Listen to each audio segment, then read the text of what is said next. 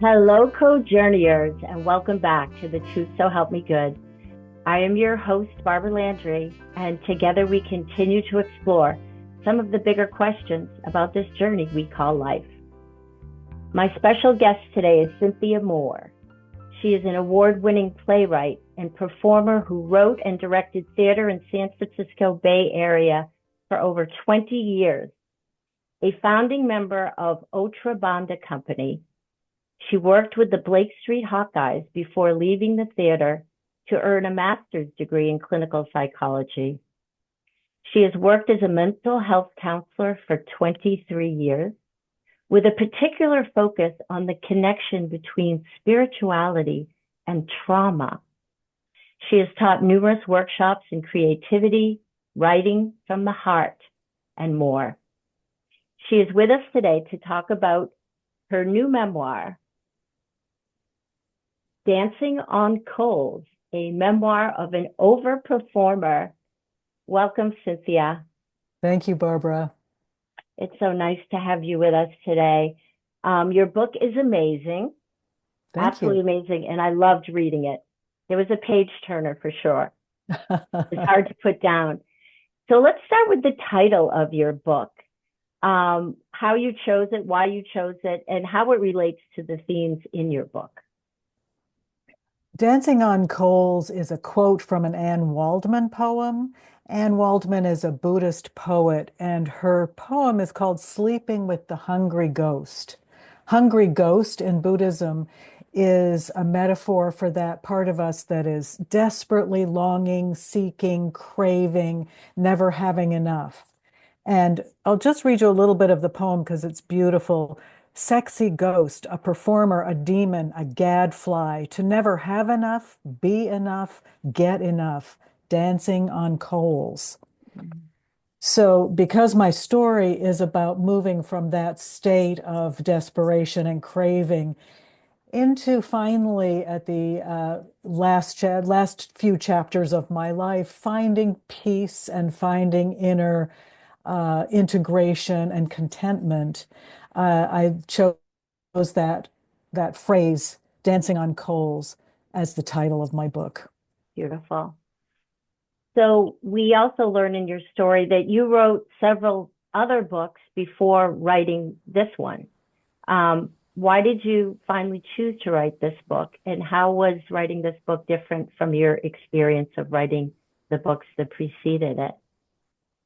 Interesting. When I was in the theater, I write in the book how the two companies that I was in were all male companies for the most part.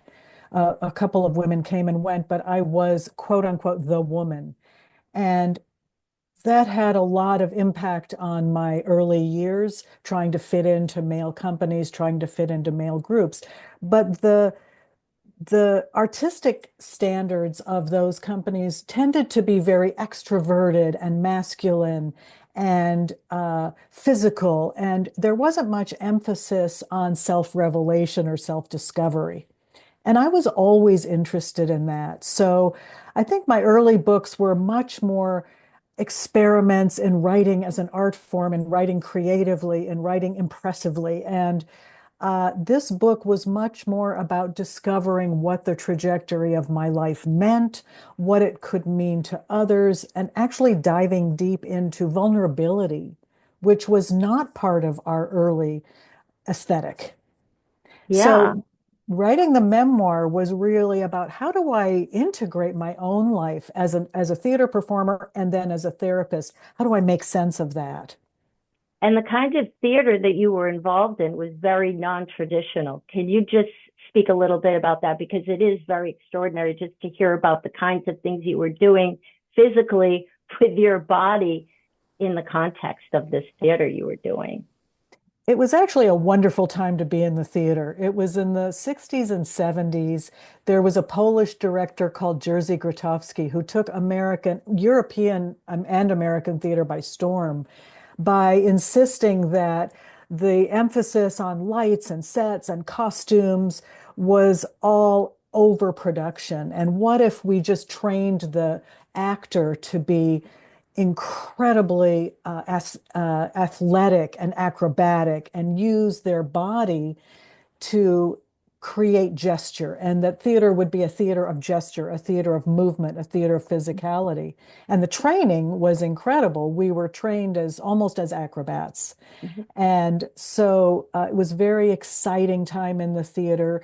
His book was called Towards a Poor Theater, which was no lights, no set, just the actor being quite brilliant in their manifestation of movement and gesture. So it was Mhm. very exciting, very avant-garde, groundbreaking.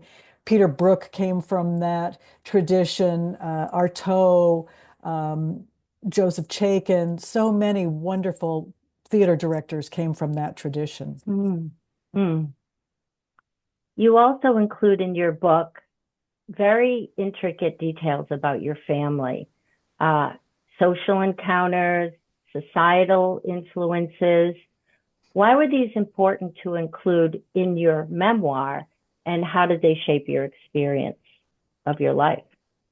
Well, I came from a family that had enough wealth that they were able to sub their children out to helpers and put them in boarding schools. And that was the way they did things. And so, as a result of that, I was sent away to boarding school at age 11. And that was already a difficult situation, but I was sent from the Bahamas, where I grew up, to Switzerland, which was a very different climate, very different environment. And it was devastating. And so that launched me on this trajectory of looking for belonging, looking for home, looking for some anchor to ground myself in. If you don't have a family at age 11, what do you have? How do you root yourself in life? How do you find a trajectory through your life? And so that's what I was trying to do with the theater, was find belonging, find a place to be seen, find a place to be welcomed. And it was a bit of a misfired intention. Didn't quite work that way, but it was still exciting. So the family launched me into that, and that's where the story starts. Okay. You've talked a little bit about being a woman in male environments already. Um, and what else did it teach you in terms of um, your trajectory when you decided to leave and pursue other things? How was Mm. that influenced by the fact that you were in primarily male environments, especially during a time where women's would like to think, I mean, maybe the whole thing was just a charade given where we are now. But Oh, did you feel empowerment from the women's movement? How did that all come into play, in terms of your experience of the dichotomy of male environments and yet, the women's lib? yes. Well, I call myself a feminist, and yet my story shows some of the failures of feminism as far as my own choices went. I'm not saying feminism failed, I failed, but being a woman in a man's world, I actually I work with clients, and I actually have a sort of a theory of a woman's path to power, taken from Maureen Murdoch, who wrote The Heroine's Journey as a takeoff on Joseph Campbell's The Hero's Journey. And a woman's path to power, in my view, is one where she feels the lack of belonging as a woman in this culture, in this global society, even. And she begins to try to find power in a man's world, which is what I did. And she joins the male climate, the male corporations, the male system, and she gains some power in that world, but there's a cost to that. I was actually just reading a biography of Joni Mitchell, who was one of the few female, well, there were some wonderful female artists, but they were in that Laurel Canyon, very masculine world of musicians.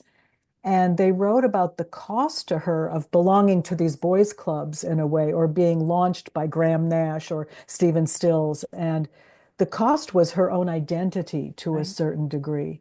Your own identity becomes a secret because you're trying to attune to this other system of values Right. in which I described a little bit earlier that there wasn't inner self-discovery, self-exploration, vulnerability.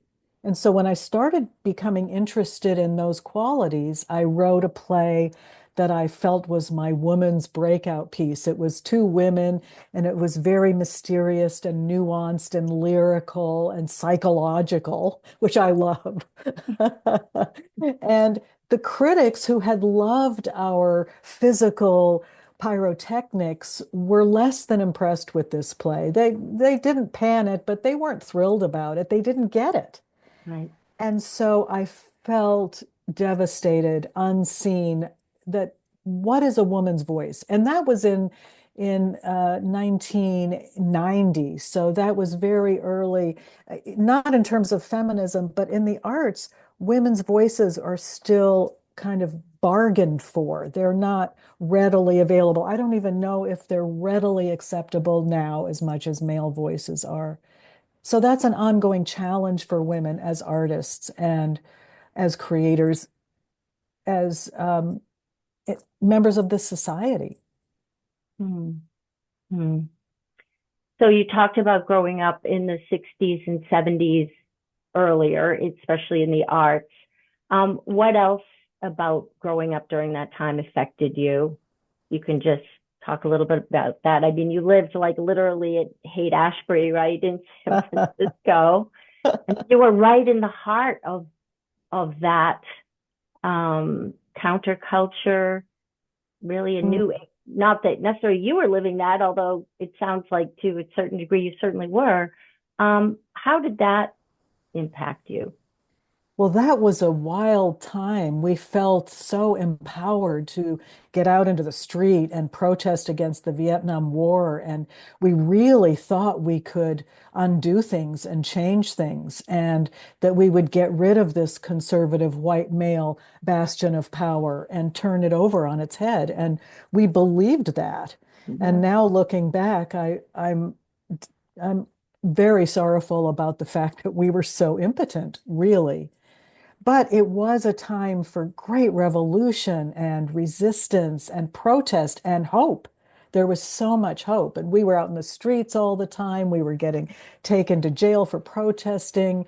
And we believed we were ushering in a whole new era, a whole new time of freedom and better values and liberation for women. And it was a powerful time. And so I think all my life I've been a bit of a renegade, a bit of an outlaw, going against the grain. I was a woman in a man's company. I was an American when I was going to school in Europe. I was, in various ways, even as a when I became a psychotherapist, I was new to that career and sort of breaking into that career and doing that in my own way and kind of a different way of doing it. So growing up in the 60s and 70s made me a bit of a rebel. Yeah. Yeah. So that's a good segue into my next question. So your writing truly is masterful, in my opinion, in my humble opinion.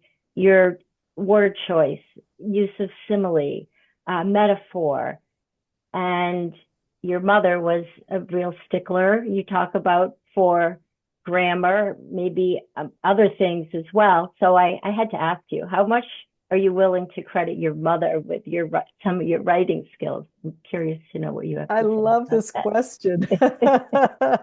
I have never thought about this. You really got something there. I love this question because absolutely, she loved language.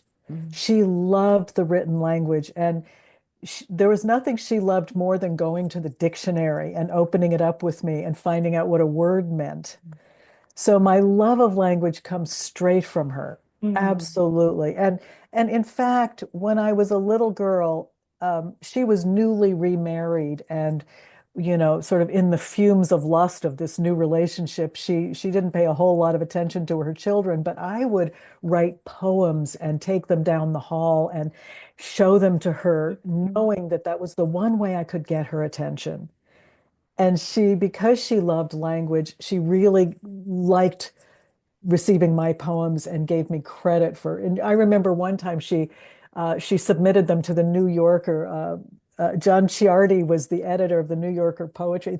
She thought I was going to get published in the New Yorker. So it was a connection that we had in spite of all of our difficulties. Mm. In the book, I jokingly call her the grammar Nazi because Yeah. she's ruthless about misuse of grammar or misuse of language.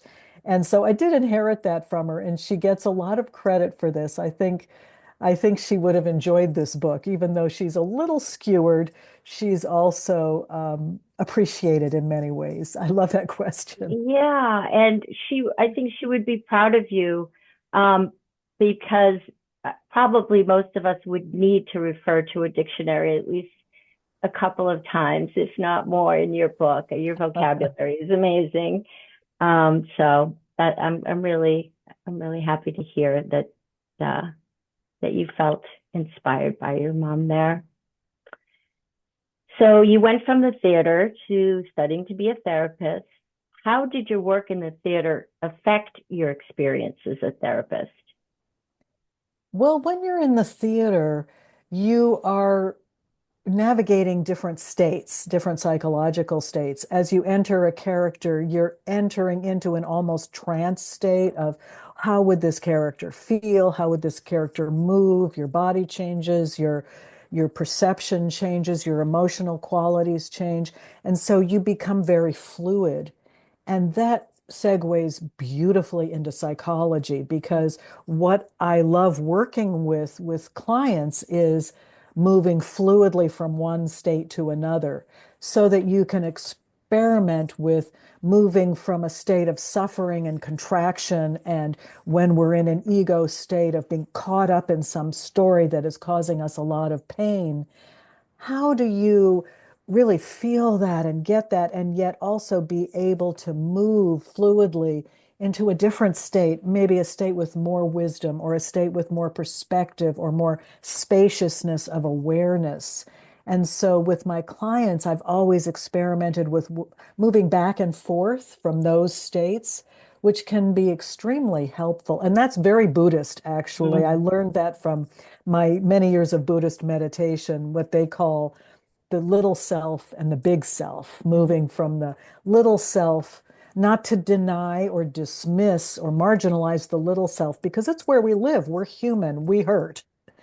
But being able to be in that little self state and recognize it and hold it with a bigger awareness is so healing, I've found. And that's when I say I love working with the combination of spirituality and trauma Yeah. because that's that combination right there. And you described some beautiful examples of working with clients who are in that contracted state and able to move them. And it's so amazing. And you described some really poignant moments with your clients.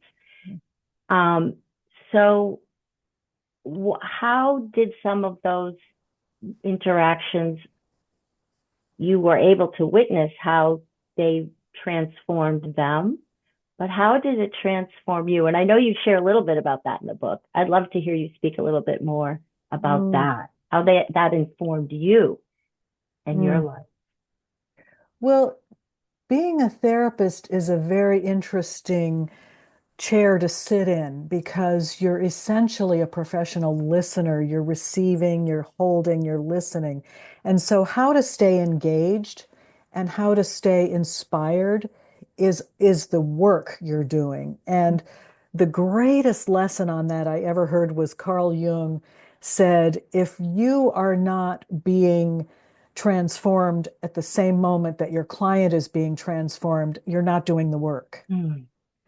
And that just landed in me that to begin to see how every hour with a client is working me in a way that I'm needing to be worked, or they're often, very often mirroring the exact issue I may have been struggling with. And it's a gift when you see it in that light. It becomes almost mystical what people walk Right. in the door with. They're making an offering to me at the same time as I'm making an offering to them. And again, when I come back to remembering that, I get lit up and re-energized and reactivated in my work. And so that's the place that I really go back to. What am I learning? What is this doing to me? And of course, in traditional psychotherapy, they work with transference and countertransference, which is a different way of saying that, which is, what am I feeling? Or, you know, sometimes you'll be with a client and you'll suddenly find yourself really spacey and sleepy, and you say, why am I feeling so dissociated? And you recognize you're picking up something from them. And you might use that and say, are you feeling a little dissociated right now? And they'll go, matter of fact, I am. So you can use the relationship to deepen what's happening and really get into the material that's in the room. Wow. So why did you crave enlightenment? A lot of your book is in search of, and what is that anyway? Or maybe, what is it not? Well, I would have answered that very differently 20 years ago. I I started much as my foray into the world of theater looking for relief, looking for relief from suffering. I just wanted a way out of my pain. And so I took up Buddhist meditation originally as a way to calm my nervous system, which was valid, and escape my suffering, which was not so valid. Because what I have learned over many years of spiritual practice is that awakening or enlightenment is not escape from suffering, but it's actually the ability to be with suffering with an open heart. And that ability to meet wherever we are with an open heart is the essential quality that I have come to love and honor with all of my being. And, you know, one of the great spiritual teachers, Ram Dass, used to say, can you be open-hearted in hell? Yeah. And that's, you know, where we are now in this world is really a challenge. Can we be open-hearted in hell? Can we read the news? Can we look at what's happening across the globe, the wars, the violence? Can we be open-hearted and meet that? And that to me is the answer to what is enlightenment. The more we can open our hearts. And of course, we're still going to be personal. We're still going to be our human selves. We're still going to have aches and pains and angers, and they will arise. And can we meet those with an open heart? So my definition of enlightenment has changed, thank God, over the over the decades, because leaving suffering behind wasn't exactly what I was looking for. Yeah, that is really so well said and so beautifully expressed and powerful. Thank you for that. So, having said all of that, what is it that you hope your readers will take away from your book? Well, I would hope that they could get some laughs, which I'm hearing from people. My favorite comment is, I laughed out loud, which I'm Yes. hearing a lot. And I hope more than that, they have a visceral experience, a body felt experience of what it feels like to be in that desperate, craving, struggling phase of life. We all have that in us. And they can feel the movement as I grew from that phase into more and more and more self-acceptance, more and more peace, more and more recognition that the answers I was looking for were actually inside me.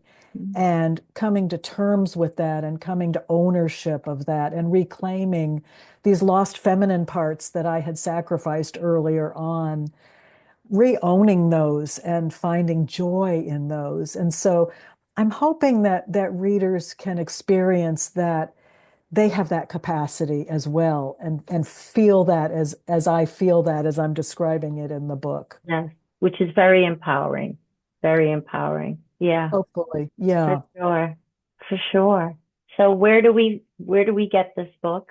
Where can we find it? You can get this book at any of your local bookstores. You can order it or find it on the shelf if they have it, or order it if they don't have it. You can get it on Amazon, Barnes and Noble. There is an audio version on Barnes and Noble and coming out soon on Amazon. Wonderful. And my website is cynthiamorewrites@gmail.com. So I'm happy to hear from anyone. And yeah. Wonderful. Thank you so much. I could listen to you all day long. Oh, Um, thank you. really. Thank you so much. Thanks for writing the book. Thanks for being with me today. And I wish you the best of luck with it. Thank you, Barbara. I so appreciate Yeah. you and your questions. You Thank too. Have a you. great Thanks, day. Cynthia. Take care.